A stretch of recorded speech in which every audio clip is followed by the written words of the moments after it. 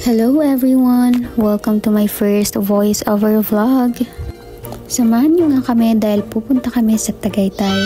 8 PM na nga kami umalis para medyo iwas sa traffic. Night shift nga ako guys, and sa mukhang pera, di tayo absent ngayon. Medyo may kahabaan nga yung bahay, kaya umidlip na muna ako. Paggising ko nga ay nandito na kami sa tutuluyan naming hotel.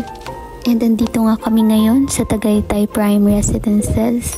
Pagdating nga naman ay nag-set up agad ako kasi meron pa akong 3 hours na habulin sa work. Sobrang ganda nga dito.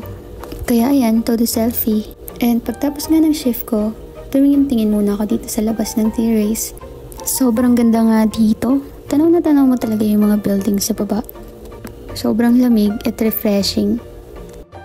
Pagtapos ko nga magmuni-muni dito, umidlip na muna ako saglit para ready mamaya. Naligo nga lang ako at nagayos, at pagkatapos nga namin mag-prepare lahat, gumayak na nga kami. Sobrang gandang-ganda nga ako sa lugar, kaya yan, video ako ng video. Habang nag-aayos nga kami kanina guys, tumitingin kami sa internet kung ano ba yung mga magagandang pwedeng puntahan dito. At isa na nga doon nakita namin ay yung pupuntahan namin ngayon. Andito nga kami ngayon sa isa sa mga dinadayong restaurant dito sa Tagaytay. Ang RSM La Terraza, na dito nga lang yan located sa East Aguinaldo Highway, Maharlika East, Tagaytay, Cavite. Pagpasok pa nga lang namin ay sobrang na-amaze na agad kami sa ganda ng interior. Sa labas kasi ay sobrang simple lang talaga ng RSM guys. Pero pagpasok mo sa loob, sobrang cozy nga nito and very picture perfect. Sobrang bago nga lang pala nito, kaka-open lang nila nung last 2024. And by the way, they offer classic Filipino cuisine. Sobrang ganda nga dito na kahit saan ka pumwesto ay sobrang perfect.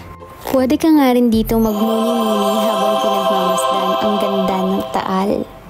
Dito nga ay di ko na din talaga napigilan pumwesto at magpa-picture. Kasama din syempre ang aking pinakamamahal na batik. Pagkatapos nga ng medyo mahabang pictorial, nag-order na kami ng foods. Sobrang sarap na sarap nga ako dito sa bulalo nila. Parang pinakuluan ng 10 years. Nakalimutan ko na nga mag-video habang kumakain sa sobrang gutom ko. Pagkatapos nga namin kumain ay may lumapit sa aming banda. Pwede ka mag-request ng birthday song or kahit anong kanta.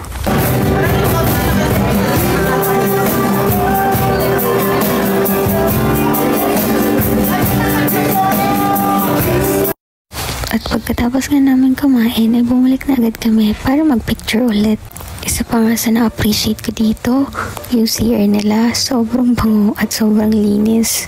Sobrang mabait nga din ng staff and very accommodating. Sobrang the best yung experience. Kaya naman, sobrang sinulit naman yung lugar. Sobrang saya ng araw na to. Yun lang muna guys. Thank you sa panonood. See you again sa next vlog. Love you.